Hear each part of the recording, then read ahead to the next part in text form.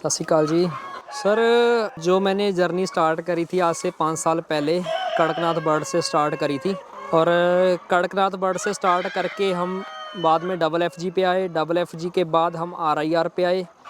और RIR के बाद अब 2 साल पहले हम ब्लैक एस्ट्रोलॉब ब्रीड पे आए। और जब हमने शुरुआत करी थी तो फार्म को लेके नहीं करी थी कि हम फार्म बनाएंगे और इतना बड़ा हमारा सेटअप होगा। लेकिन धीरे धीरे जब बढ़ रखा, उसमें रुचि बढ़ने लगी, उसकी सेल होने लगी, अच्छा प्रॉफिट होने लगा, तो फिर हम फार्मिंग लाइन में आए। फिर हमने टेबल एग का काम स्टार्ट किया। टेबल एग की शुरुआत हमने फार्म स्टार्ट करने से 1.5 साल बाद करी। पहले हम ऐसी बर्ड सेल कर देते थे तैयार करके, लेकिन 1.5 साल बाद फिर हमने एग सेल करना स्टार्ट कर दिया। और जब एग स्टार्ट कर दिया तो उसके बाद फिर हमें लगा कि हम 10 रुपये में एग सेल कर रहे हैं, क्यों ना इसका चूज़ा तैयार करके सेल करें। फिर हम उसके बाद अपना इसकी ऊपर हैचरी के ऊपर आए। तो हैचरी के आने से पहले हमारे पास बर्ड इतना कम था कि हम हैचरी का काम इतनी जल्दी स्टार्ट नहीं कर सकते थे।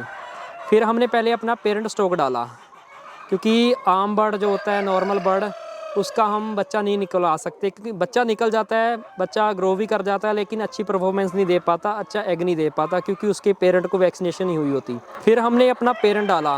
पेरेंट की शुरुआत हमने आज से 2 साल पहले करी RIR ब्रीड और ब्लैक एस्ट्रोलॉब ब्रीड के ऊपर। तो पेरेंट डालने के बाद फिर हम अपनी मशीनें लेके आए। फिर खुद हमने बच्चा सेल करना स्टार्ट किया, बच्चा निकालना स्टार्ट किया, और धीरे धीरे हमारी अच्छी मार्केट बन गई। और ये थी मेरी जर्नी सारी। और फिर जैसे स्टार्टिंग में मैं सोचता था कि कनाडा जाना है, और फिर मैंने फ़ाइल भी लगाई हुई थी अपनी। लेकिन बाद में जब इस काम में रुचि बढ़ी, इस काम में इंटरेस्ट आया और प्रॉफिटेबल लगा काम, तो फिर मेरा वो रुझान उधर जाने वाला कम होता गया और फार्म का रुझान बढ़ता गया। तो फिर धीरे धीरे हमने यहीं इन्वेस्ट किया और आज हम अच्छे सक्सेसफुली फार्म अपना चला रहे हैं।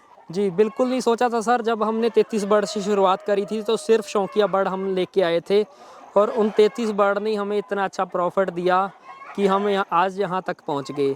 इसीलिए काम कहते हैं ना कि छोटा बड़ा नहीं होता, शुरुआत करो और फिर भगवान अपने आप ही रास्ता दिखा देता है। शुरुआत हमें करनी चाहिए। शुरुआत मैंने छोटे से करी और आज यहाँ तक पहुँच गए, जो मैंने कभी सोचा भी नहीं था। जो मेरे फ्रेंड सर्कल में कई लोग गए भी हैं बाहर, और जो लोग गए हैं उनमें से एक यहाँ आके दोबारा फार्मिंग कर भी रहा है, इसी पोल्ट्री फार्मिंग कर रहा है, और मेरे साथ ही ज्वाइन कर रहा है वो।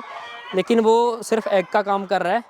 तो बाहर वाले भी यहाँ हमने अब काम करना स्टार्ट करवा दिया उनको, क्योंकि इस काम में प्रॉफिट भी है और इतना वहाँ जाके जो स्ट्रगल करना पड़ता है वो स्ट्रगल यहाँ नहीं है।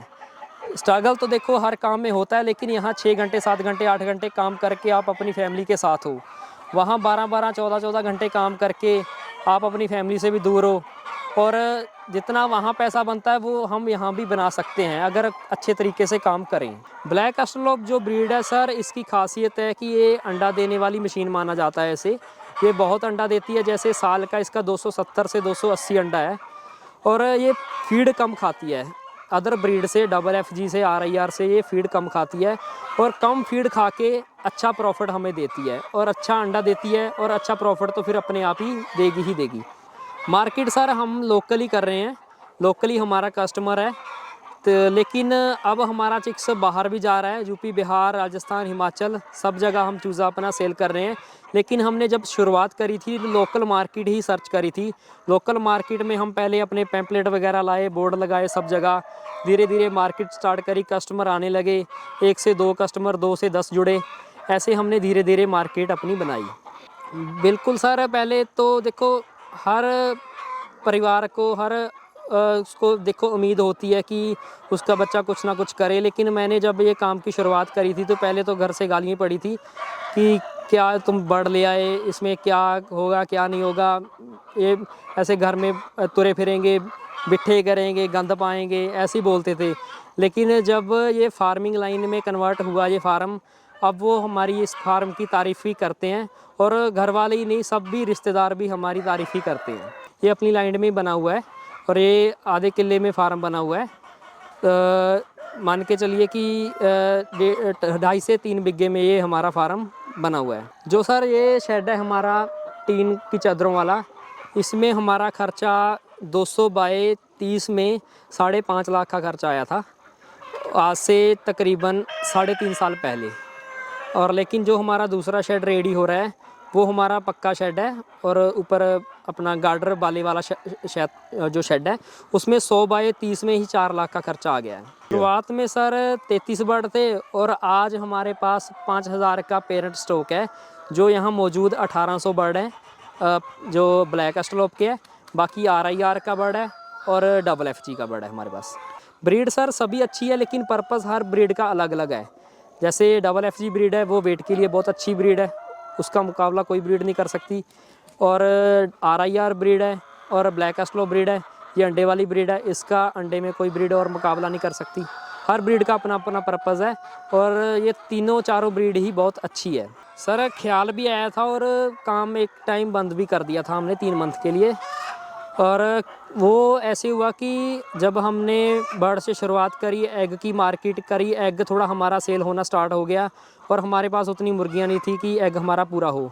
इसलिए हमने सोचा कि बड़ा बर्ड ले आएँ बाहर से, तो हमने बड़ा बर्ड ख़रीद लिया बाहर से। 300 से 350 बर्ड हमने बाहर से ख़रीदा और उस बर्ड में वायरल बीमारी थी और हमारे पास आके 10 से 12 दिन बाद उसकी मोर्टेलिटी होने शुरू हो गई। वो तो मरा ही मरा, साथ में जो हमारे वाला बर्ड था वो भी मरा। तो हमारे पास बाद में एंड में आके 9 से 10 बर्ड बचे थे, वो भी अंडा देना बंद कर दिया था उन्होंने, और वो हमने सेल करके फिर उसको फार्म को बंद कर दिया था 3 मंथ के लिए। उसको अच्छे से सफाई करी, दोबारा हमने चिक से शुरुआत करी, बड़ा बर्ड नहीं डाला फिर हमने कभी। डेली सर हम 70 से 72% तक प्रोडक्शन ले रहे हैं ब्लैक एस्ट्रोलोप बर्ड से। और ये प्रोडक्शन अगर एनुअली लगा के चलें तो 70% से हमारी कभी कम नहीं आई, 85-80 तक भी चली जाती है। लेकिन अगर एवरेज की बात करें, एवरेज 70 से 75% ही आती है। Thank you ji.